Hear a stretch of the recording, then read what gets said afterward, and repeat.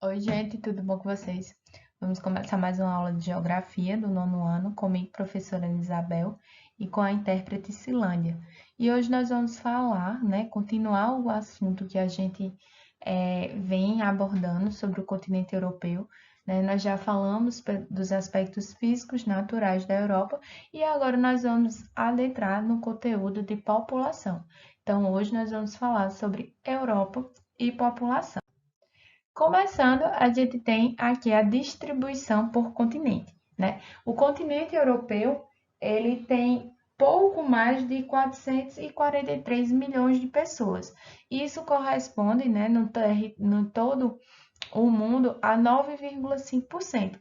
Então, a Europa, ela só é maior do que a Oceania, tá? E aí a gente tem a Ásia como maior quantidade de população, depois a gente tem a África, América, Europa e Oceania.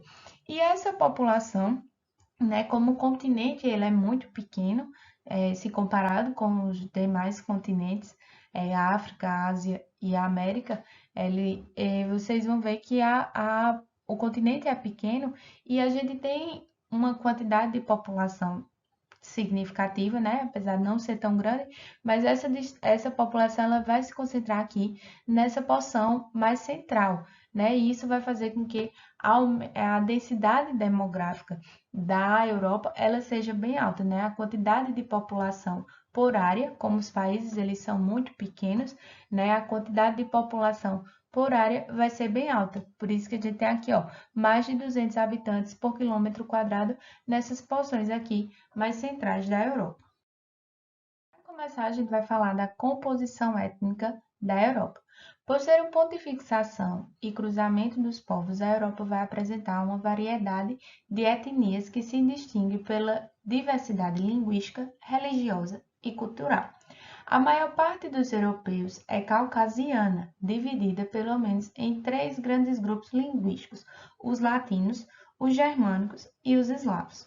Os povos latinos, eles vão habitar mais essa chamada Europa Mediterrânea, né? Que são os países onde a gente tem a origem da língua latina, né? Depois a gente tem aqui na Europa Nórdica, a gente vai ter o povo germânico, com exceção apenas da Finlândia. E o povo eslavo, ela vai se concentrar nessa Europa Oriental, né? Ou chamada Europa do Leste. Além da diversidade etnolinguística, né, que a gente acabou de ver, a gente tem na Europa uma grande diversidade religiosa, né? Mas a maior parte da população que tem alguma religião, a religião é o catolicismo, né, que é dividido entre dois grupos, que é o romano e o ortodoxo. Também a gente tem, além do catolicismo, a prática do protestantismo, né? Que vai estar lá mais na parte da Europa setentrional e vai se dividir entre o luteranismo, o calvinismo, o anglicanismo e também a gente tem o islamismo, né? Que ela vai ser para as pessoas que tá mais na Turquia, né? Na Turquia que ela tem uma parte europeia e uma parte asiática, né? E também vai ter lá na Península dos Balcãs. Outra religião que também está no continente europeu é o judaísmo, né? Adotado em diversos países europeus, mas com um pequeno número de adeptos. Então, a gente vê que há uma diversidade muito grande, tanto etnolinguística como também de religião no continente europeu.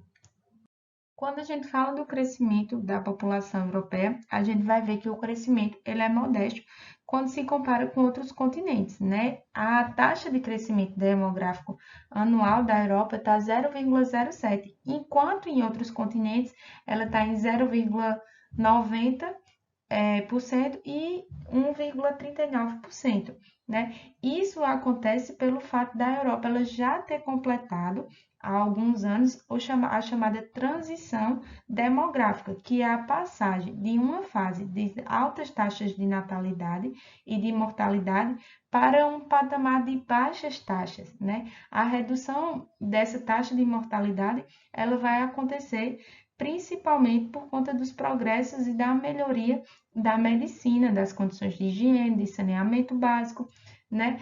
E a diminuição da taxa de natalidade, ela vai estar relacionada principalmente às melhorias educacionais, a utilização de contraceptivos, a inserção da mulher no mercado de trabalho. Então, essa transição demográfica é um crescimento populacional baixo ou mínimo, né? Que ocorre lá na Europa. E em alguns países a gente tem o crescimento natural negativo da população. O crescimento natural, né, ou também chamado de crescimento vegetativo, é a diminuição da taxa de natalidade sobre a de mortalidade. E quando essa taxa de natalidade ela é inferior à taxa de mortalidade, a gente chama de crescimento negativo. E esse crescimento negativo acontece em alguns países europeus, que é a Alemanha, ó, vejo que a taxa de natalidade é menor do que a de mortalidade, a Bulgária, a Grécia, Hungria, Itália e Portugal. Então, todos esses países são exemplos, né, de países que têm um crescimento natural negativo. O declínio da população jovem e a elevação da população idosa, né? Na Europa, esse baixo crescimento natural que a gente falou, né, vem fazendo com que a população de jovens cada vez mais venha diminuindo no continente, né? Isso devido às baixas taxas de natalidade que a gente tem, a gente observa lá no continente europeu. E da mesma forma que a população jovem ela tem diminuindo, né? A população idosa ela vem crescendo, né? Devido ao elevado padrão de vida e da maioria da população, né? As assistência médica adequada, e aí isso vem fazendo com que a esperança de vida ela tenha aumentado, né? E aí, consequentemente, a porção de idosos no total da população, ela também vai aumentar, né? A gente tem aqui, nesse mapa, a gente tem a estimativa de esperança de vida média de 2015 a 2020, né? Isso é uma estimativa da população europeia e a gente vai ver, ó, que a estimativa ela vai chegar até 84 anos, né? No Brasil, nós estamos ainda, né, com a nossa expectativa de vida de 76 anos. Então, a gente vê que lá no continente europeu, a esperança de vida ela já é bem maior, né? E isso graças ao desenvolvimento da maior parte dos países europeus, né? A gente tem aqui a foto de idosos à frente de um comércio, né? É muito comum a grande quantidade de idosos. Para vocês terem ideia, em 2005, a população na Europa, com mais de 65 anos, era numericamente igual, né? Era a mesma quantidade da população de 0 a 14 anos. E aí há uma estimativa, né, que se for mantida essa tendência atual, né, de um crescimento, de um baixo crescimento vegetativo, né, ou então um crescimento negativo, a tendência é que essa população idosa deverá ultrapassar a população de até 14 anos, mais de 87 milhões de pessoas. Então, a estimativa, se caso continue o mesmo panorama, é que a população em alguns países, certo? Na maioria dos países europeus, né? A gente não está falando de todos, mas na maioria dos países europeus, é que a população idosa ultrapasse essa população jovem. E aí, vocês sabem que a população jovem, né? Ela é responsável pela mão de obra trabalhadora, né? Quem mais trabalha. E os idosos, eles se aposentam. Então, há questões, né, que né, nessa parte da população, né, que vai se haver problemas, né, previdenciários no futuro europeu. Com esse aumento da população idosa, né, diminuição dessa população jovem, vai ter um problema de falta de mão de obra, né? Além do mais, os estados eles não teriam condições financeiras de arcar com as aposentadorias e as despesas de saúde dessa população idosa que vem crescendo muito, né? E aí, para reverter esse quadro, né, buscando reverter esse quadro, alguns países lá na Europa, eles estimulam as taxas de natalidade, né, beneficiando principalmente as mulheres, né? Por exemplo, lá na Alemanha, o prazo de licença maternidade, ela foi estendida após o nascimento da criança, né? Pode chegar até 3 anos sem corte de salário. E também tem outros benefícios, como abono em dinheiro, disponibilidade de vagas em berçários, em creches, uma ampla assistência médica, redução de impostos.